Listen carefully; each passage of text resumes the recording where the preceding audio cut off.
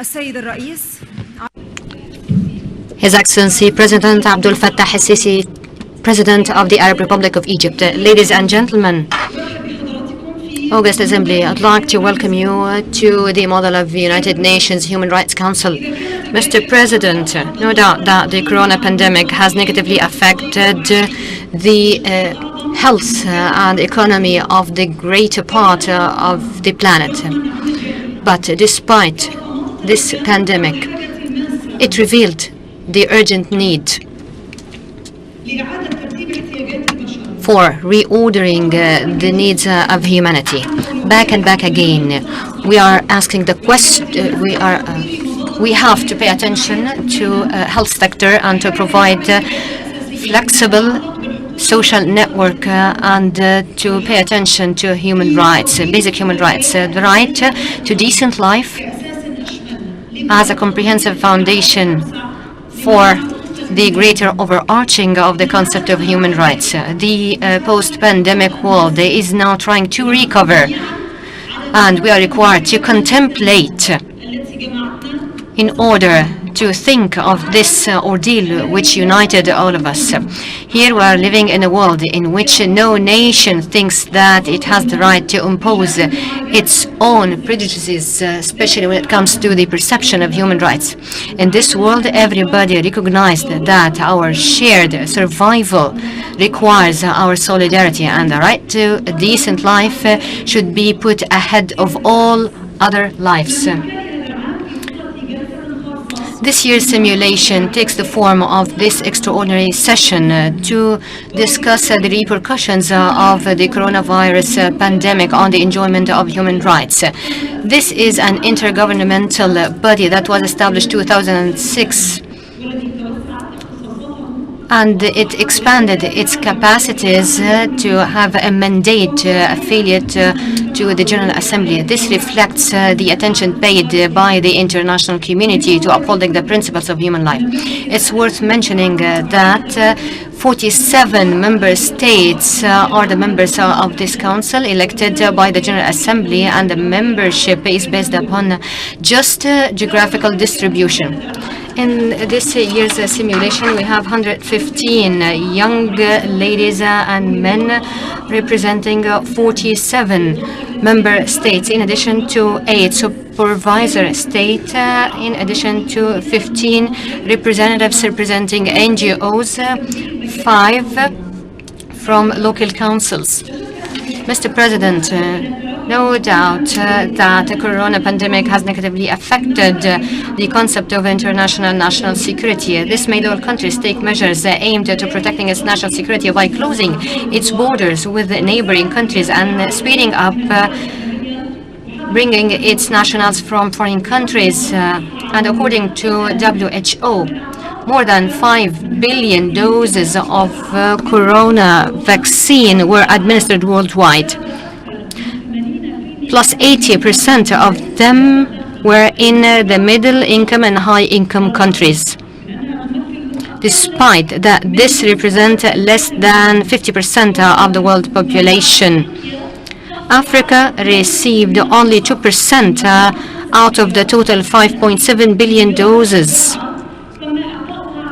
granted globally up until now, despite being the second largest continent in the world. The world's youth are now convening in order to discuss human rights and to come up with recommendations to be seen by the whole world. We are all hopes that we will reach a solution that provides just distribution. Representatives of the countries delivered their statements that reflected their national efforts and aspirations of the peoples of their countries. And we will now resume the statements of countries, NGOs, and then we will adopt the draft resolution that will be issued by the session. Now, if you allow us, Your Excellency, Mr. President, we will continue the activities and proceedings of this session. I hereby declare open the second meeting of the 34th Special Session of the Human Rights Council. We shall now continue with the list of speakers, and next on my list is the delegation of Cuba. You have the floor, Excellency. Gracias, señor presidente. Thank you, Mr. President. The widespread chaos and mess in our countries is unprecedented. We incurred major losses that we cannot compare even to the losses of the Second World War. More people have become unemployed, and we lost many people to the pandemic. My country, Cuba, has stressed the importance of equal distribution of vaccines and medical supplies. Cuba has vaccinated major categories of its population. We have been working hard to produce local vaccines, and it proved very effective. Of course, the economy has been hit the hardest because our economy is based on tourism, and tourism has been severely disrupted. My country has also exported its local vaccine to other countries that are vaccine poor. That's why we would like to say that we cannot protect human rights without equal distribution of vaccines among different nations. The president of Cuba said that the new liberalism and the new system of fierce capitalism do not care for the poor, but this pandemic does not discriminate between the poor and the rich. That's why we need to make sure that vaccines are available to each and every country, especially the countries that have been hit the hardest. That's why we would like to urge each and every country to provide vaccines without taking into consideration any political differences. Speaker on our list of member states and observer states. Now I shall entertain the list of speakers for the non-governmental organization. And the first speaker on our list is the distinguished representative of the Mediterranean Alliance of Political Participation. You have the floor. Thank you, Mr. President. The Mediterranean Alliance for Political Participation is deeply concerned by the far-reaching and negative impacts that the pandemic has inflicted on marginalized groups, as the most vulnerable ones were left behind in the pandemic response. UN Women has reported the intensification of domestic violence against girls and women as a result of long stay-at-home lockdown periods. The 14th UN Congress on Crime Prevention and Criminal Justice in Kyoto analyzed prisons as high-risk environments for COVID-19, along with its systemic neglect and insufficient sanitation as a consequence of the crisis. The Alliance has additionally observed that the aforementioned effects of the pandemic become even more accentuated in developing regions in the Mediterranean basin of Northern Africa and the Middle East. In Egypt, despite the limited development demonstrated in the adoption of the human rights strategy last September, the Alliance is deeply concerned and condemns acts of discrimination against women, minority groups, and other vulnerable communities, as well as reported cases of arbitrary detention and forced disappearances, as well as crackdowns on civil society. The COVID-19 pandemic has exacerbated the deteriorating situation of prisons and prisoners in Egypt, with limited government response, which resulted in violation of human rights of these at-risk groups. We call on the government of Egypt to take swift corrective measures to ensure the full respect of human rights for all. Thank you, Mr. President.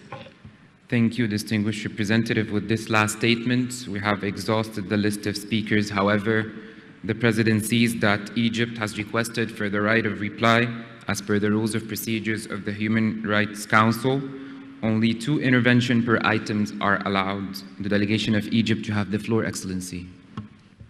شكرا سيدة Thank you, Mr. President. Your Excellency, Mr. President, the delegation of the Arab Republic of Egypt has requested the floor to exercise its right to reply when it comes to the allegations regarding the human rights situation, which we entirely reject. In this framework, I'd like to update you all on the efforts exerted by the Egyptian state to consolidate human rights in Egypt. Mr. President, the Egyptian state has spared no effort to adopt a comprehensive approach when it comes to human rights. It launched the National Strategy for Human Rights last September, which is a clear translation of constitutional texts. These texts are not limited to civil and political rights, albeit important, but it went well beyond that when it comes to the right to life. Egypt has vigorously fought on behalf of the whole world through law enforcement agencies, extremely violent terrorist attacks in a very unstable regional landscape, which called for exceptional measures to protect the lives of Egyptian citizens and their own properties. Once the Egyptian efforts proved successful in countering terrorism, His Excellency the President Abdel Fattah al-Sisi issued a decree to lift the extension of the emergency of state to announce a new republic in Egypt based on equity, justice, democracy, human rights, and promoting the rule of law. Mr. President, under the framework of promoting socio-economic rights, efforts have been exerted to launch programs and initiatives like Haya Karima or Decent Life, which is an exemplary initiative when it comes to the right of citizens to enjoy the fruits of development. We did so through improving the quality of life to more than 60% of our citizens in an exemplary partnership between the government and civil society organizations. We also have Takaful and Karama, 100 million health initiatives geared towards improving the quality of life and respecting the dignity of our people, meeting their own basic needs and providing social protection. We have also worked on our legislative framework to promote gender equality and to empower women in the different walks of life, to put an end to all forms of violence against women. Egyptian women have made much progress in this regard. Now we have female judges, and more than 25% of the parliament seats were allocated to women. We also appointed 8 female ministers in our cabinet. The Egyptian government has given much importance to the empowerment of youth. Egyptian young people are on the front line when it comes to decision making. Egypt has a unique young experience that is not limited to the local level, but it went well beyond that. Egypt has organized 4 editions of the World Youth Forum, held under the generous auspices of His Excellency Abdel Fattah al-Sisi. This forum is the most prominent young platform where young people coming from all over the world exchange views and insights regarding topics of importance in our age. The Egyptian state has been working very hard to promote the freedom of religion and belief through modernizing the religious discourse and putting an end to the discourse of hatred, promoting tolerance, acceptance of the other, peaceful coexistence, which consolidated the principle of citizenship as a basis for duties and rights. The act of building and renovating churches could set the legal framework to regularize the situation of more than 2,000 churches in Egypt. When it comes to the criticism leveled against the situation of prisons and the foundless and baseless allegations of enforced disappearance and arbitrary detention, let me tell you that the Egyptian state has exerted much effort when it comes to the relevant legal framework to promote the right to expression and the right to association and the right to peaceful assembly and the right to public participation, in addition to the right to freedom and physical integrity. No one can be detained except if they have broken the law. Investigations or trials should be conducted with guarantees of due process. When it comes to the situation of prisons, Egypt has exerted much effort, as manifested in the closure of 3 public prisons. The inmates were transferred to the new complex in Wadi Natrun in a framework of different sets of plans to rehabilitate and reintegrate inmates.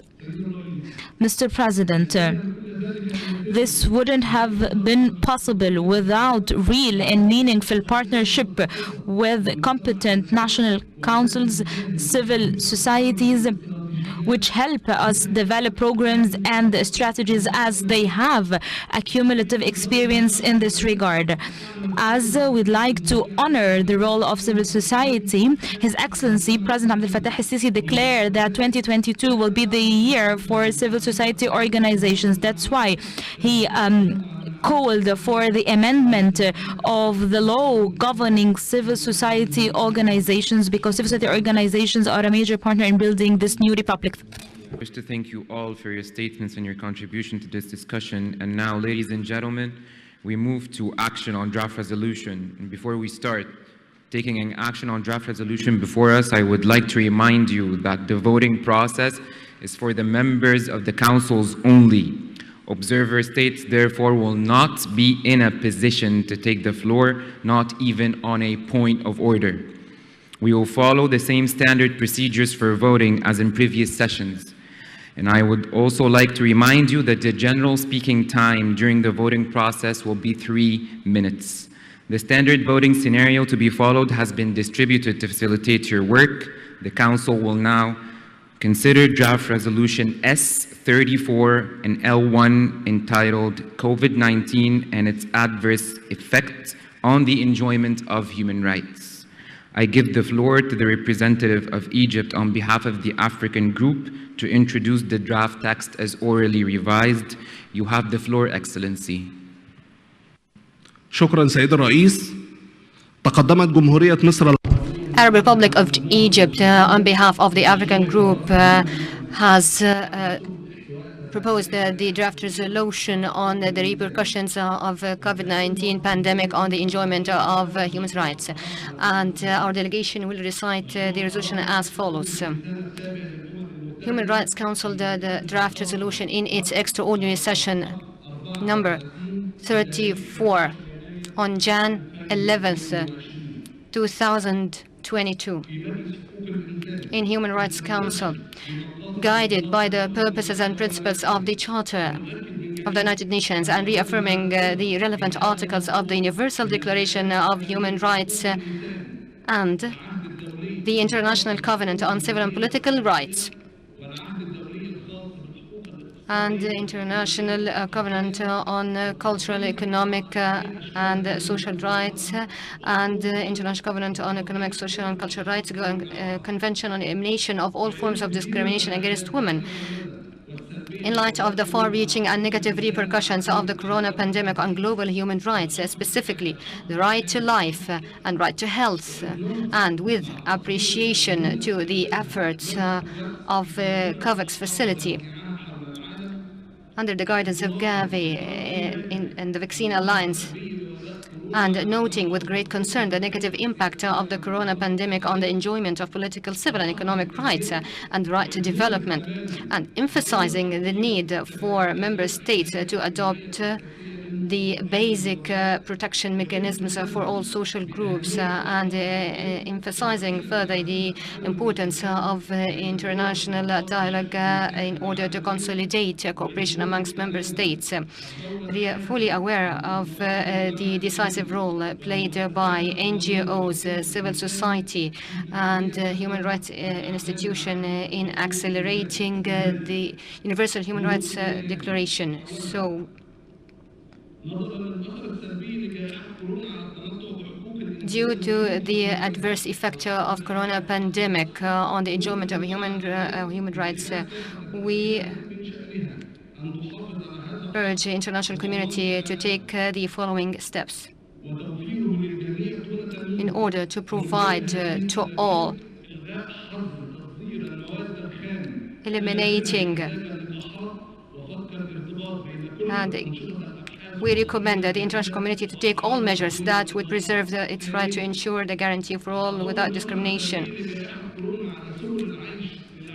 to lift the ban on the export of raw materials for vaccine production, and this will lead to decoupling the cost of new medicine. Second, in light of the negative impact of this pandemic, وعدم المساواة inequalities in guaranteeing the fruits of development inside all countries and amongst and between advanced and developing countries. Third,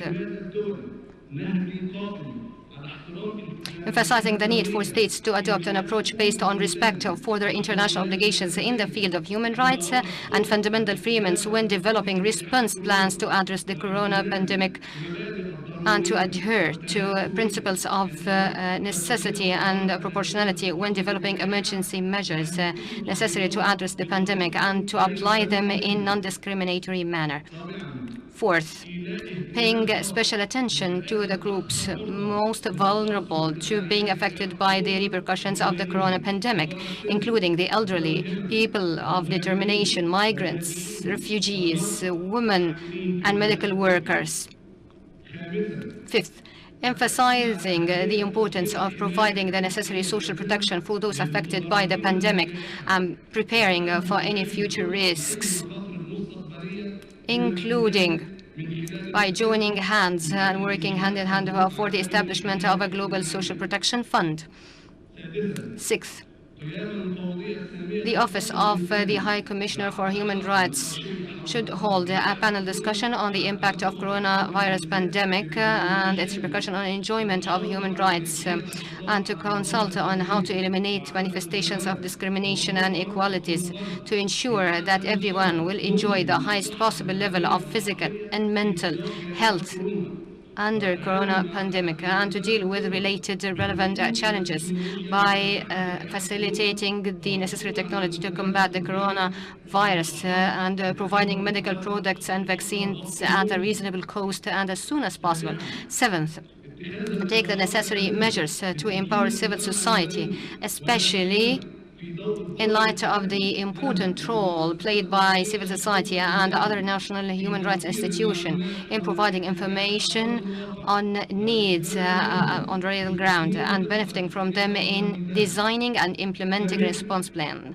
Eighth, strengthening national efforts to eliminate all forms of racial discrimination, intolerance, xenophobia, Muslims, and people of African descent, including in the context of combating corona pandemic. The delegation of Arab Republic of Egypt calls upon the Council to adopt this draft resolution. We're all hope to take the urgent actions needed to stand up in the face of COVID-19. Thanks, Mr. President. Excellency, I now shall open the floor for the members of the Council to make general comments. The Secretariat has received the request of the delegation of Venezuela to provide the statement. Your Excellency, you have the floor. Gracias, señor presidente. En primer Thank you, Mr. President. First and foremost, I'd like to congratulate everyone on this excellent organization of this session.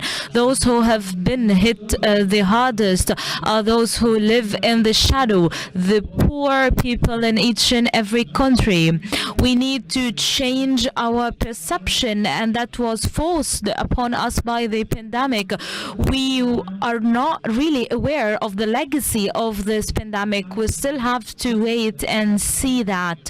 That's why we need to think out loud together. We need to work together in solidarity. And this is what we do in this important council. For us, we could go well beyond that if we cooperate. That's why cooperation among us is key in order to achieve a state of certainty and to put an end to this uncertainty ravaging through the world. And this is what we have concluded based on our conclusions today and over the past days. There is no other way to end this pandemic other than cooperation. My country, Venezuela, encourages everyone to participate effectively. We are working hard in our country to promote equality and the rule of law. Are there any more general comments? Seeing none, do I understand that the draft resolution S34 and L1 can be adopted by consensus? It is so decided. Applause is in order.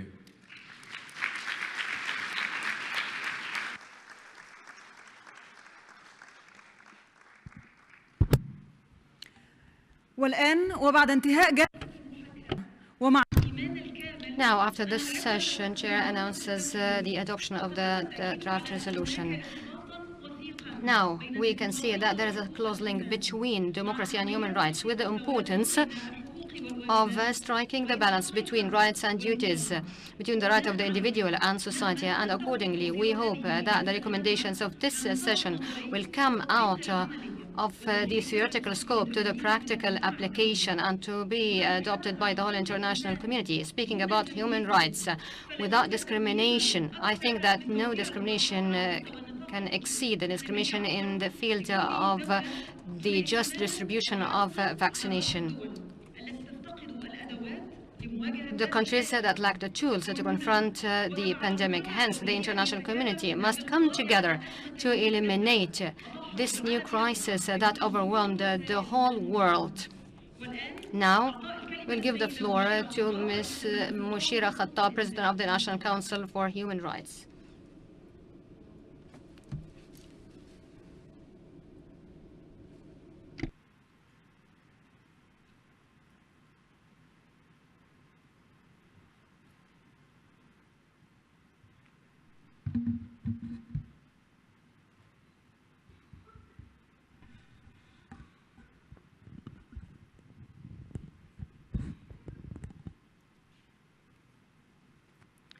فخامة الرئيس Your Excellency President Abdel Fattah el-Sisi,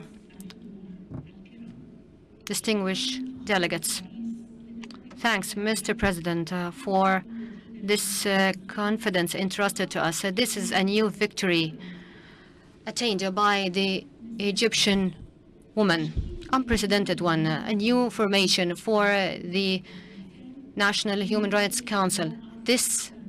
In this council, female represent plus 44%. We thank you on behalf of the new formation. Thank you on behalf of both men and women.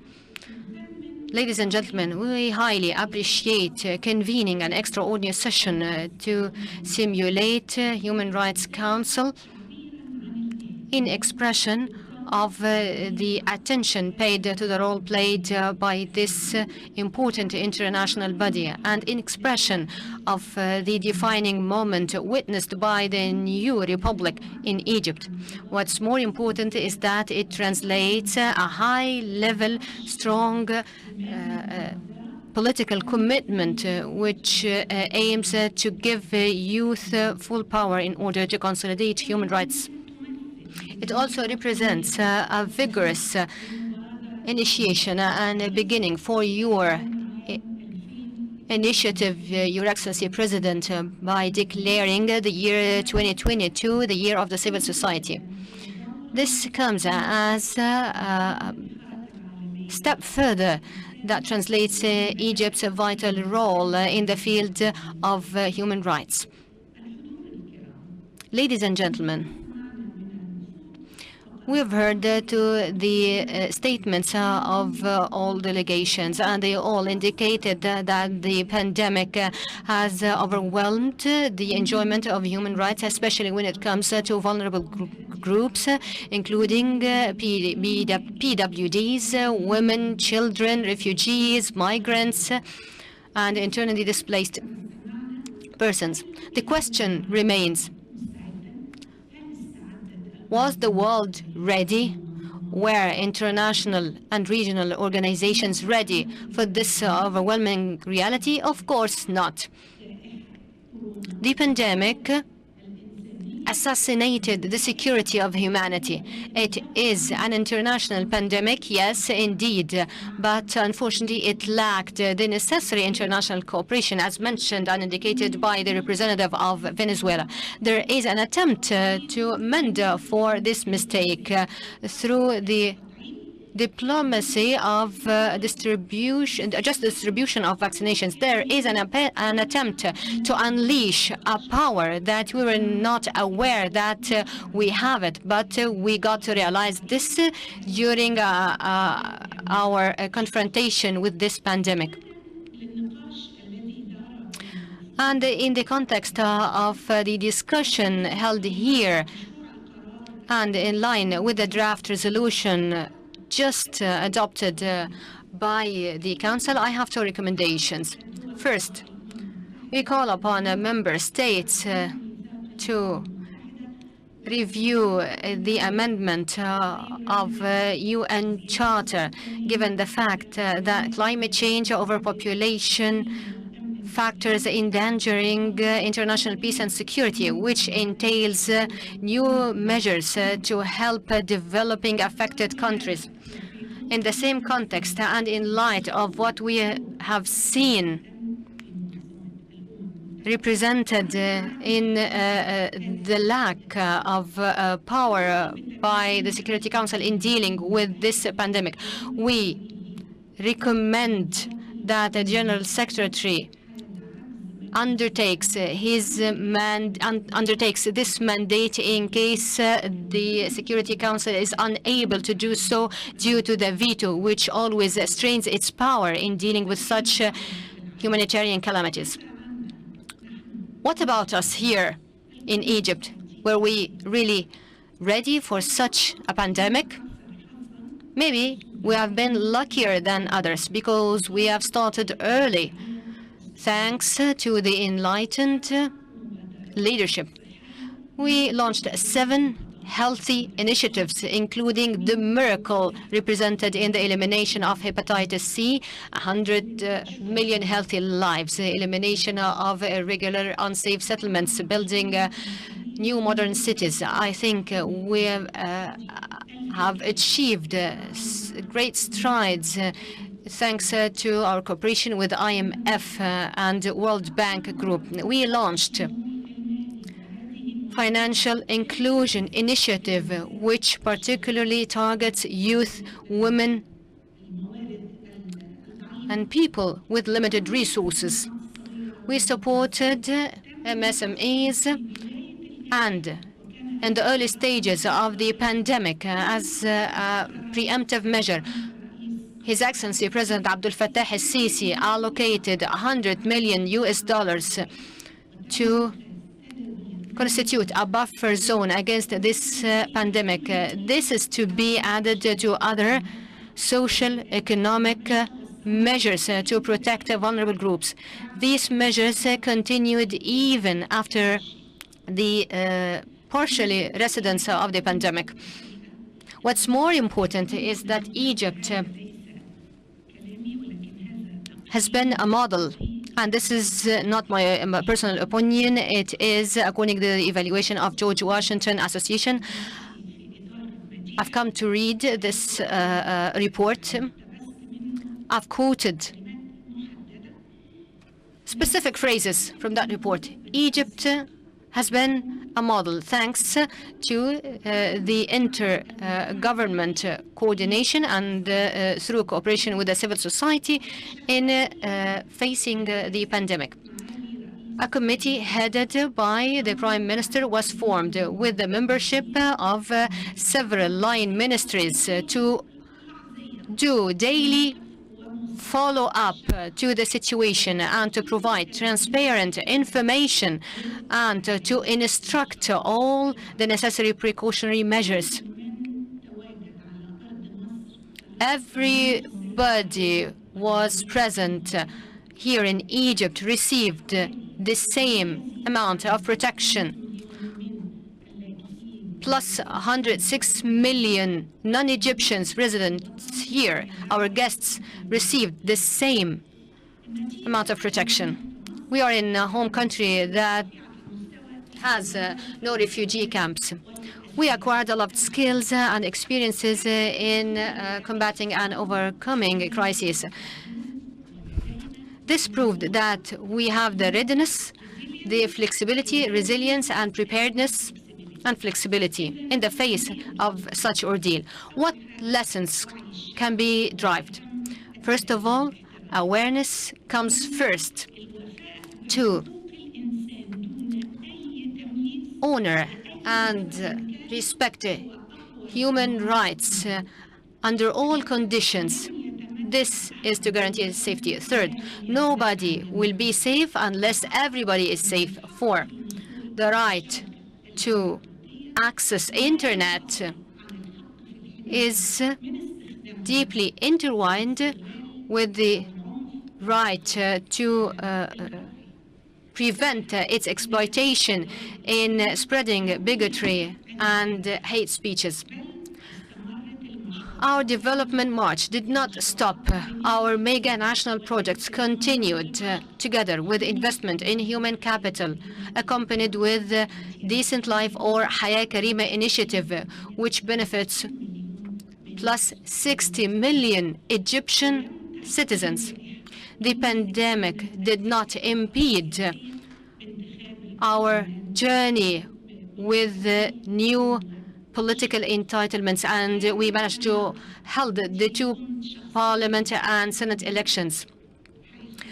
My own dream has been realized. Your Excellency, President launched the National Human Rights Strategy. This has been a dear dream. This has been inconceivable to us. We were happily surprised that such a strategy was launched by His Excellency, Mr. President. This was followed by your wise decree by lifting the state of emergency. And today, we witness this simulation. My sincere greetings and appreciation to you, Your Excellency, Mr. President. All greetings, and I hail the quantum leap that you seek to achieve in the field of human rights. An expert and pundit will realize through your discourse that you always aim at high-level human rights approach in line with the international relevant standards. We have followed up your speeches, which translate the attention paid to consolidating human rights in Egypt. You have said it frankly. You said, be it Muslim, Christian, or Jew, this is a matter of freedom. Every individual is free to believe in whichever creed he selects. This portends Egypt's restoring its status as a cosmopolitan country, paying respect to tolerance, difference, and it will always remain the beacon for knowledge seekers, culture seekers. Thanks, Mr. President.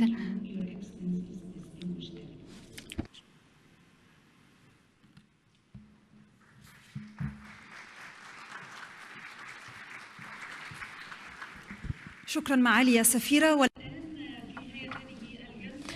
Thank you, Your Excellency, Ambassador. And at the conclusion of this session, we would like to give the floor to His Excellency President Abdel Fattah al-Sisi. In the name of God, let me congratulate you on the model you have been working hard on when it comes to simulating one of the most important models to discuss a topic that is usually used as a high-level topic among human rights agenda in the framework of the pandemic and the measures that were taken to contain that pandemic. It was global.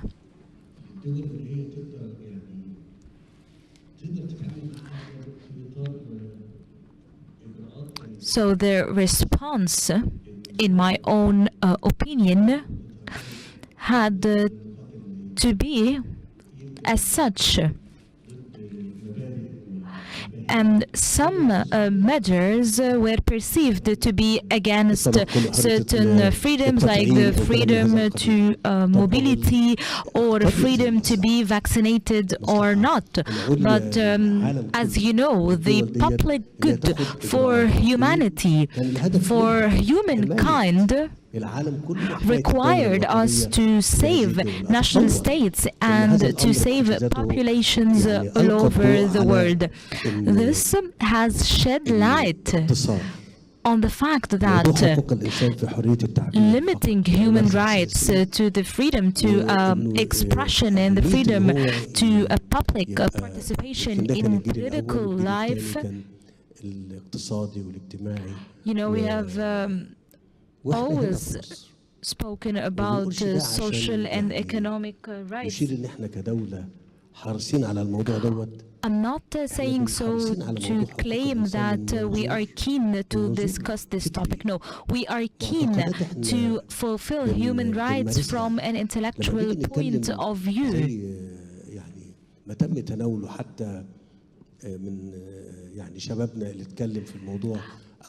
Based on your statements, distinguished delegates, or the statement of Her Excellency Ambassador Mushira Khattab when it comes to discrimination based on religion, let me tell you that we were not pressured to do so.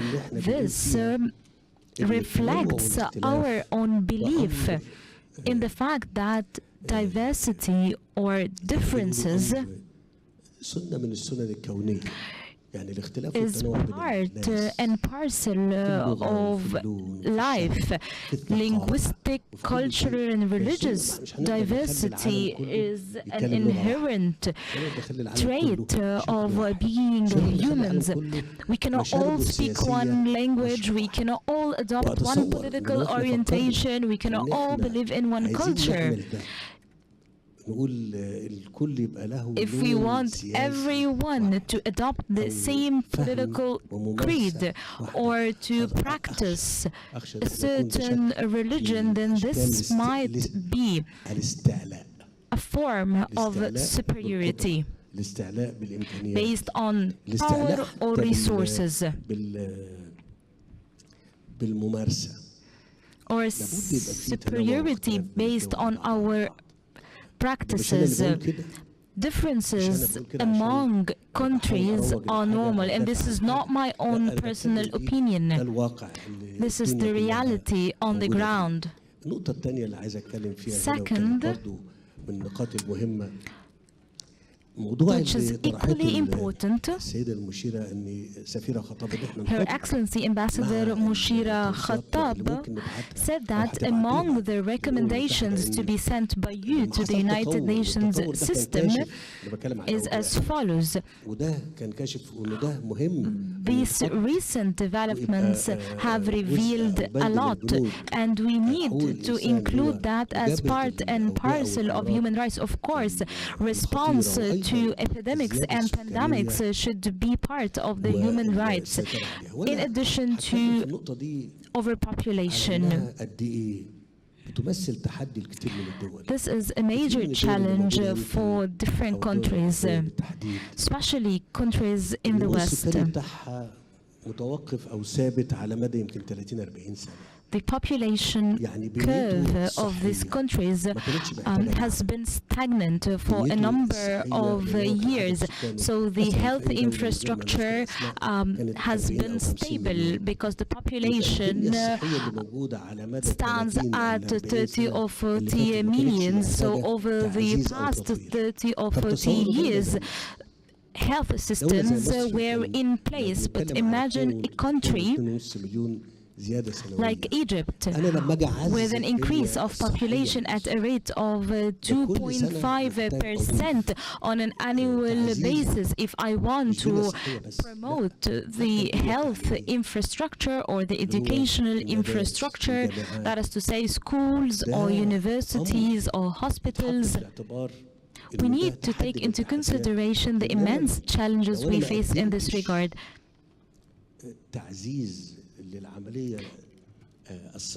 If we do not promote the healthcare system in Egypt, then I'm not doing enough as a state when it comes to human rights, like the right to high quality healthcare or the right to high quality education. And this is a challenge. Speaking of human rights in Egypt, I can accept any approach to speak about the human rights situation in Egypt, but this approach has to be comprehensive. Today, if we have an increase in our population of 2.5 million on annual basis, then I need to provide decent living conditions and to provide them with jobs. How to do so? That's why I'd like to stress the fact that I am fully supportive of this point being one of the human rights, because this is a challenge to countries like my country. Let me tell you something. When this pandemic broke out, we in Egypt allocated 100 billion Egyptian pounds, despite our very limited economic resources. As you know, tourism was hardly hit. This is a major sector that used to yield more than $15 billion. It hit also transport sector presented in Suez Canal. Transportation in the whole world has been hardly hit. And as you know, this really and negatively impacted us. But this did not hold us from preserving the rights of our people. We avoided any sort of discrimination between citizens and non-citizens. By the way, we don't call our guests refugees, by the way. Note this and mark what I said. And let me tell you something. The right to migration is a basic human right. In Egypt, we have 6 million individuals who came to Egypt as a result of conflict situation or as a result of poor living conditions in some neighboring countries. We've never shut them out or kept them or locked them in refugee camps. By the way, I'm not referring to limited numbers, but to 6 million people, while our friends in Europe refuse sometimes to accommodate them. So 6 million people reside here, not in refugee camps. We never had refugee camps in Egypt. Those individuals are fully and positively integrated in our society, working, learning, and getting health services despite our limited resources and our not sufficiently advanced methods. But we provided what we had without boasting about it. We did not let ourselves to be a transition channel for them to reach the unknown fate and gloomy destiny in the waters of Mediterranean in their way to Europe. I don't want to speak a lot, but I'm very happy that we are addressing this important topic and that we are linking it to the vital challenge of the COVID pandemic. As mentioned before, this has been an eye-opening experience, the experience of the pandemic, and how countries dealt with this crisis has been an eye-opening, has revealed a lot of situations and attitudes. Will we be able to preserve our societies, preserve our entitlements, our economic achievements? In Egypt, we were, despite our limited resources, we humbly accommodated all individuals who resorted to Egypt. One remaining thing which is very important to say here, I'm not sure whether or not what I'm going to say can be said in this context when we speak about human rights. Guys, the cause behind conflicts that lead to vandalization should be considered. Some countries seek to vandalize and destroy other countries by conspiring and other twisted methods. What happened in some neighboring countries should be considered. Egypt was among a few surviving countries in the region. I think only Egypt survived the destruction that hit the region. I don't want to mention names of states. I don't want to be a source of pain to them, but I think all of us are aware, seeing the map of the region, seeing the destruction that overwhelmed it, seeing the overwhelming number of refugee camps hosting millions of people for 10 years that have been residing in those gloomy places. I wonder here, what about the result of living for protracted periods in refugee camps? I assume that the 7-year-old child is now 17 years old. I'm here referring to millions. I'm not speaking about dozens of thousands. In some countries, there are 2 or 3 million refugees kept in refugee camps. اللي قام بالعمل على هدم الدول ديت هو مش ده من حق من حقوق لا نتدخل في شؤون الدول حتى نخربها ونسيب المواطنين البساط يعانوا في ليبيا في سوريا في اليمن في الصومال resulting in the suffering of millions in Syria, Iraq, and other countries that I do not want to mention. By the way, Egypt could have been one of these دولة فيها 100 مليون كانت معرضة للخراب والدمار. Egypt was about to enter in this spiral of violence. I know that I'm not supposed to speak as such, but لازم نكون I كشباب have to be honest, I have to be frank. من أي دولة في العالم إن هو Any individual from any place of the world إنه يبقى دايما عنده should pay heed العقلية and be النقدية attentive لما and يتم to طرحه. enjoy the critical thinking and the critical اسمع mind. وشوف وافرز بعقلك. We need to شوف challenge, العالم to اللي احنا think حوالينا and to اللي أنا criticize بتكلم عليه ده what بقى we فين؟ are offered. ليه؟ Let's contemplate. Let's بقى see the العالم world. اللي الدول دي اللي بتكلم Let's عليها see and حجم contemplate الضرر the والخراب situation in وحقوق those الإنسان اللي hit استهلكت فيها countries قد إيه؟ which were ليه؟ affected by conflicts and أخشى disputes. أن يكون Why?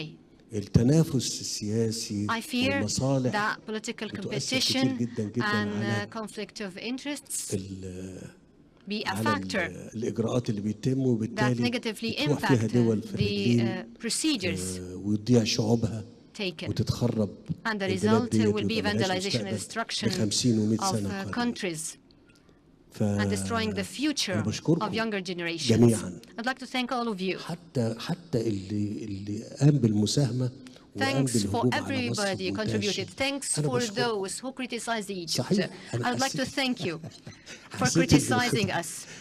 I قاسي felt جدا لكن that صدقوني the criticism has الواقع اللي been موجود في somehow مصر harsh, مش بقوله but كده، believe أنا بقول me, لكم كشباب the هتسافروا reality من in هنا Egypt اللي مش is موجودين much معانا better. في مصر. I'm telling الواقع you اللي في this. مصر مش كده خالص. The reality in Egypt وبالتالي is ده شكل من better. أشكال الإساءة And بقصد أو بدون قصد I think that للدولة what has المصرية. been said شكرا جزيلا. can be perceived as